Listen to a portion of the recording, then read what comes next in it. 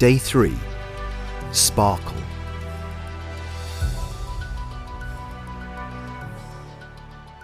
The first snowflake fell, and with it, a new chapter began. As it brushed the window pane and transformed into a wet streak, the window pane stretched and realized that it was awake. As the drop of melting snow dribbled downwards, it tickled. This was a window and couldn't be said to have a belly, but let's say it had a belly and the dribble of snowflake was tickling it. The window didn't mind, though. The runnel cut through a fine layer of dust and car grime that had been building up for several months. The water was refreshing. It rained often, and the window was aware that at those times the sometimes gentle, sometimes torrential downpours had provided some temporary relief from the sticky, itchy dirt. Eventually, though, the drops dried, they left their own marks, and the window passively sat in wait for more. But this was new. The window could see, could feel, and felt very exposed. Everyone could see through it. The window was looking inwards to a dark, small living room, tidied but cluttered, and outwards to the street, to the small brick walls, the grey sky, and the other windows, and felt very conscious of everyone seeing through it. Through from the living room, through from the street, seeing straight through it. Windows don't breathe, but this one sighed. Took a moment. It felt around its edges, reaching into the brittle, scratchy wooden frame. It flexed a little under its coats of paint, more aware than ever of the small, careless flecks that had attempted to advance from the frame, inwards, into the pane. One was brave enough to be almost in the middle, about a third of the way up. A tiny white dot on the belly. Yes, my belly button, thought the window. The snowflake was gone now, the water trace already starting to thin out and disappear. But there was more to come. The window could sense it.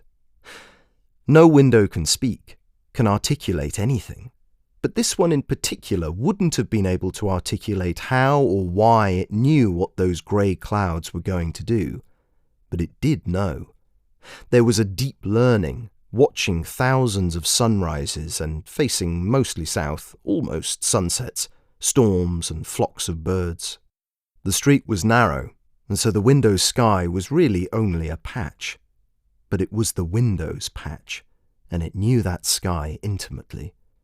There was snow coming, and it would be heavy. That was why it was surprised to see Mr. Taylor emerging from his house across the street wearing only a cardigan and his low brown leather shoes. Why did the window know his name? It couldn't be sure. But it could be sure that Mr. Taylor was off to the shops, because Mr. Taylor normally only appeared in his dressing gown and slippers, usually to scan the unchanging street for any changes, or, his favourite, to put pressure on anyone parking outside his house by coming to watch silently.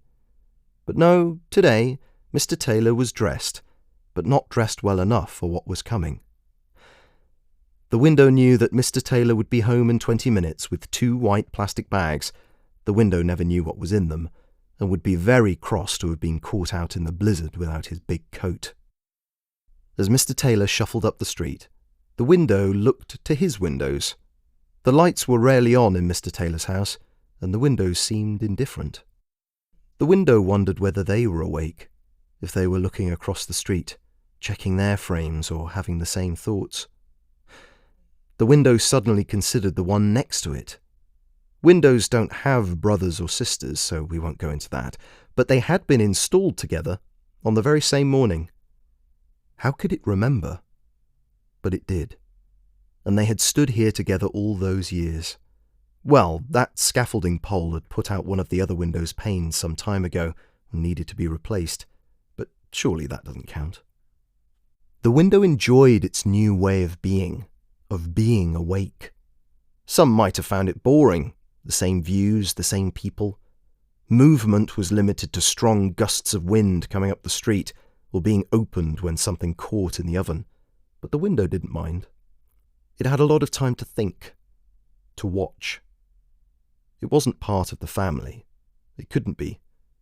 Everyone looked through it, and it never had anything interesting to say.